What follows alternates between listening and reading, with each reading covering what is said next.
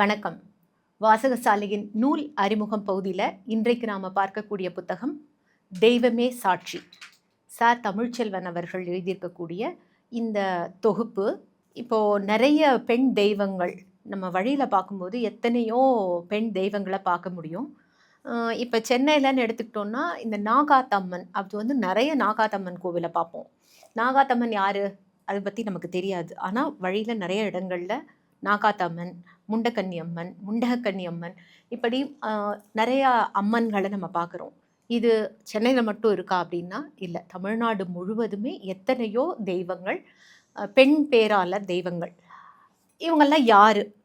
அப்போ தெய்வங்கள் அப்படின்னு சொன்னால் நமக்கு சாதாரணமாக ஒரு இந்து மதத்தை பொறுத்த வரைக்கும் ஒரு லக்ஷ்மி, சரஸ்வதி, துர்கை அப்படிங்கிறது தெரியும். ஆனால் அதை தாண்டி இங்கே இருக்கக்கூடிய பிடாரி அம்மன், மூக்குத்தி அம்மன், இப்படி ஏகப்பட்ட அம்மன்கள் பேர் இருக்குது. இந்த அம்மன்கள்லாம் யார் அப்படின்னா, இதோட கதைகளை கேட்கும்போது நமக்கு நம்ம வாழக்கூடிய சமுதாயம் எப்படியான சமுதாயம், நிறைய பெண்ணியவாதிகள் இது ஆண் சமூகமாக இருக்குது அப்படின்னு சொல்லும்போது சில பேருக்கு மாற்று கருத்துக்கள் கூட இருக்கலாம். அப்படியெல்லாம் இல்லையே அப்படிங்கிற மாதிரி. ஆனால் அது எப்படியானதாக இருந்திருக்கு அப்படிங்கிறத இந்த தொகுப்பில் இடம்பெற்றிருக்கக்கூடிய கட்டுரைகளை வாசிக்கும்போது எப்படி அம்மன்கள் உருவானாங்க அப்படிங்கிறத பார்க்க முடியும்.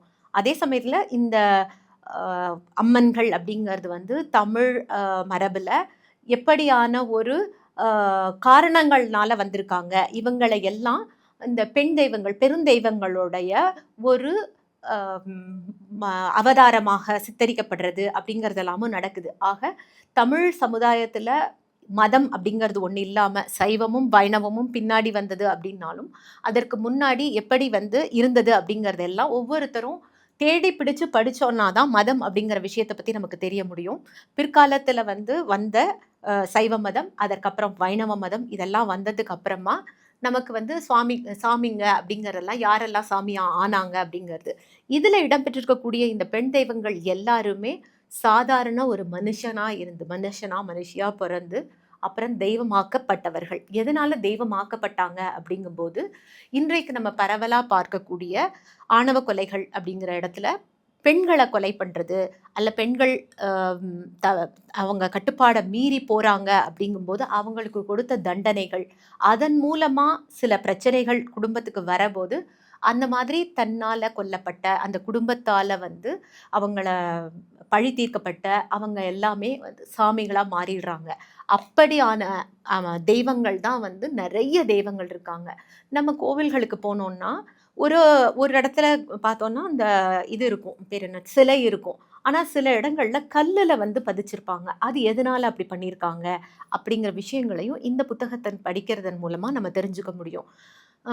எல்லை அம்மன்கள் அல்லது இந்த ஊர் தெய்வங்கள் அல்லது காவல் தெய்வங்கள் அல்லது குல தெய்வங்கள் அப்படின்னு இருக்கிற எல்லாமே ஒரு கருவறை அப்படிங்கிறது இல்லாமல், ஒரு கோபுரம் அப்படிங்கிறது இல்லாமல், அந்த துவஜஸ்தம்பம் அப்படிங்கிறதெல்லாம் இல்லாமல் இருக்கக்கூடிய தெய்வங்கள் தான் இவங்கள்லாம். அப்போது இந்த தெய்வங்கள் ஒவ்வொருத்தரை பற்றியும் குடும்ப தெய்வங்கள் அப்படிங்கிறதெல்லாம் எதனால் வந்தது அப்படிங்கிறது எல்லாத்தையுமே புரிஞ்சுக்கிறதுக்கான ஒரு தொகுப்பாக இது இருக்குது. இதில் இடம்பெற்றிருக்கக்கூடிய சம்பவங்களும் காரணங்களும் படிக்கும்போது நமக்கு ரொம்ப என்ன சொல்ல முடியும், சில்லிப்பை ஏற்படுத்தும். முதுகுத்தண்டில் சில்லுப்பாகுங்கிறோம்ல, அந்த மாதிரியான ஒரு உணர்வை ஏற்படுத்தும். ஏன்னா இப்படி எல்லாமுமா நடந்திருக்கு, இதெல்லாம் பெண்கள் தாங்கி தான் இருந்திருக்காங்களா அப்படிங்கிறதும், அது சில இடங்களில் பெண்களே கூட அந்த இன்னொரு பெண்ணுக்கு எப்படி எதிரியாக அமைஞ்சிருக்காங்க அப்படிங்கிற மாதிரியான விஷயங்களையும் இந்த கட்டுரைகள் நமக்கு தெள்ள தெளிவாக எடுத்து காட்டுது. அந்த வகையில் இந்த ஒவ்வொரு அம்மனையும் நம்ம தெரிஞ்சுக்கும் போது அந்த பின்னாடி இருக்கிற கதைகள் அப்படிங்கிறது என்னென்ன மாற்றங்களை நம்ம கொண்டு வரணும் அப்படிங்கிறதையும் நமக்கு உணர்த்தக்கூடிய வகையிலான கதைகள் அல்ல, சம்பவங்களாக இருக்குது அப்படின்னு. இந்த புத்தகத்தை உங்களுக்கு அறிமுகப்படுத்துறதுல எனக்கு பெரும் மகிழ்ச்சி. ஏன்னா நிறைய பேருக்கு இந்த சந்தேகங்கள் இருக்கும், எப்படி இப்படி ஒரு அம்மன் உருவானாங்க, எப்படி இந்த பேர்லலாம் அம்மன் இருக்காங்கன்னுட்டு. அதுக்கான பதில் இதில் இருக்கு இல்லையா? அதனால இது ரொம்ப இன்ட்ரெஸ்டிங்கான ஒரு புத்தகம். நிறைய தகவல்கள் கிடைக்கும். இந்த புத்தகத்தில் குறிப்பிட்டிருக்கிற சில வரிகளை உங்களுக்கு நான் படித்து காமிக்கணும்னு நினைக்கிறேன். நான் காட்டு பேச்சு பாடுறேன் அப்படிங்கிறது ஒரு தலைப்பு. அதில் உட்றாதீங்க அம்மோ, உட்றாதீங்க அப்போ, உட்றாதீங்க தாத்தோ, நான் காட்டு பேச்சு பாடுறேன். உங்கள் காதுக்குள்ளே கேட்குதா? அந்த உச்சி மலையில் வாடுறேன். உங்கள் உள்ளங்கையில் தெரியுதா? இந்த பாடலை கொல்லப்பட்ட அக்கறையற்று கைவிடப்பட்டதால் செத்துப்போன பெண் தெய்வங்கள் எல்லோரும் ஒன்று சேர்ந்து தங்களை வழிபடும் கிராம மக்களை நோக்கி கோரஸாக பாடுகிறார்கள் அப்படின்னு சொல்றாங்க.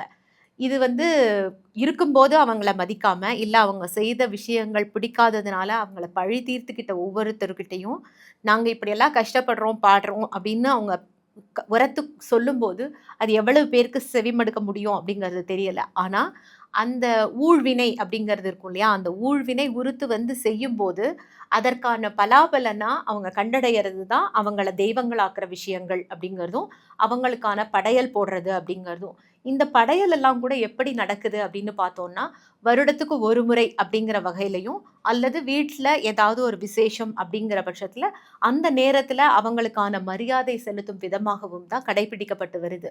ஆக பெண்களுக்கான நிலை என்னவா இருந்தது அப்படிங்கிறது. ஏன்னா ஆண் தெய்வங்கள்னு பெருசா இல்லாம, இங்க பெண் தெய்வங்கள், அதாவது பெண்கள் தான் வந்து நிறைய இடங்கள்ல அம்மன்களா இருக்காங்க. நீங்க வந்து நெறைய ஆண் தெய்வங்கள் அப்படின்னு நம்ம பார்க்க முடியாது. ஒரு முனீஸ்வரனையும், ஒரு கருப்பனையும் கும்பிடுற அளவுக்கு அ எண்ணிக்கையில குறைந்தவர்களா இல்லாம, விதவிதமான பேர்ல பாப்பாத்தி காளி, பாப்பாத்தி அம்மன் அப்படின்னெல்லாம் வந்து ஒரு அம்மன் எல்லாம் இருக்கு. அப்படின்னு சொன்னா, எதனால அந்த மாதிரியான ஒரு பேரு அப்படின்னு சொல்லி பார்க்கும்போது, அந்த பாப்பாத்தி அம்மன்ங்கிறதுக்கு ஒரு கதை இருக்கு. ஒரு சைவ பிள்ளைமார் வீட்டுக்கு ஒரு பெண், அவங்க வந்து பிராமண பெண் வராங்க குழந்தையோட. அவங்கள வந்து அவர் ஏத்துக்கிட்டு அந்த பொண்ணையும் அவங்க குழந்தை மாதிரி வளர்க்குறாரு. அப்படி இருக்கும்போது அந்த அம்மா வந்து உடம்பு சரியில்லாம செத்து போயிடுறாங்க. இந்த ஐயா அந்த குழந்தைய வந்து அவ்ளோ கரிசனத்தோட வளர்க்குறாரு. ஒரு பாயிண்ட்ல அந்த புள்ள கேட்குது, "நான் இறந்துட்டா என்ன தாத்தா என்னப்பா பண்ணுவீங்க?" அப்படின்னு சொல்லி கேட்கும்போது, "அப்படியெல்லாம் பேசாத" அப்படின்னு சொல்லி சொல்றாரு. "இல்ல நீங்க இறந்துட்டீங்கன்னா என்ன பண்ணுவேன்னா, நான் இப்படியெல்லாம் உன்ன கும்பிடுவேன்" அப்படின்னு சொல்லி சொல்றாரு. அந்த குழந்தை இறந்து போகுது. அவர் அத பண்றாரு. ஆனா, அத தாங்கிக்க முடியாம அவர் இறந்து போயிடுறாரு. அந்த அம்மா பூ கேட்டு வந்தது. அதனால அந்த அம்மாவுக்கு வந்து பூக்காரம்மா அப்படின்னு ஒரு பேரு. இப்படி சின்ன சின்ன விஷயங்களா தான் இருக்க மாரி இருக்கு. ஆனா, அந்த விஷயத்துக்காக அவங்க கொல்லப்படுறதும், ஒரு காதலித்ததற்காக கொல்லப்படுறதும், இல்ல பசி கணவன் பாராமுகமா இருந்தான் அப்படிங்கிறதுக்காக வந்து கேள்வி கேட்டதுனால கொல்லப்பட்டவங்க. இப்படி எண்ணற்ற காரணங்களுக்காக கொல்லப்பட்ட, அல்லது வஞ்சிக்கப்பட்ட, அல்லது பழி தீர்க்கப்பட்ட அந்த பெண்கள் எல்லாம் இந்த மாதிரி உருவெடுத்து, ஆனா கடைசியில அவங்க என்ன பாருங்க அப்படின்னு கெஞ்சுற மாதிரி இந்த தெய்வங்கள் எல்லாம் வந்து மனிதர்கள பார்த்து கேட்கிற மாதிரியான விஷயங்களும் இடம்பெற்றிருக்கு. இத படிக்கும்போது நெறைய சுவாரஸ்யமான தகவல்கள நம்ம தெரிஞ்சுக்க முடியும். அ முக்கியமா இந்த மாதிரியான அ மரபுல இருக்கக்கூடிய இந்த தெய்வங்கள பெருந்தெய்வங்களோட ஒரு அவதாரமாக சித்தரிக்கிறது அப்படிங்கிறதும், காளி அப்படிங்கிறது வந்து அவதாரத்துல இல்ல அ புராணங்கள்ல பேசப்படுற காளி வேறையா இருந்தாலும், இன்னைக்கு உருவம் கொடுக்கப்பட்டு, நாக்கும் கண்ணும் துருத்தி இருந்து பழிவாங்கக்கூடியவளாகவும் அந்த பெண்ண சித்தரிக்கக்கூடிய சில தெய்வங்களும் இருக்காங்க. இப்படி சாந்தமா இருக்கக்கூடிய முகம் கொண்ட தெய்வங்கள், கோர முகம் கொண்ட தெய்வங்கள், பழி தீர்க்கக்கூடியவங்க, ஆவேசமா இருக்கிறவங்க, இப்படி பலதரப்பட்ட அந்த பெண்கள தெய்வங்களா பார்க்கக்கூடிய இந்த பாங்கு, எப்படி கடைபிடிக்கப்பட்டு வருது அப்படிங்கிற பல விஷயங்கள நம்ம இந்த புத்தகம் மூலமா தெரிஞ்சுக்கிறோம். இப்படி இந்த தகவல்கள தெரிஞ்சுக்க உதவியா இருந்த இந்த புத்தகத்த உங்களுக்கு அறிமுகப்படுத்தினதுல எனக்கு பெரும் மகிழ்ச்சி. தொடர்ந்து வேற ஒரு புத்தகத்தோட உங்கள சந்திக்கிறேன். நன்றி.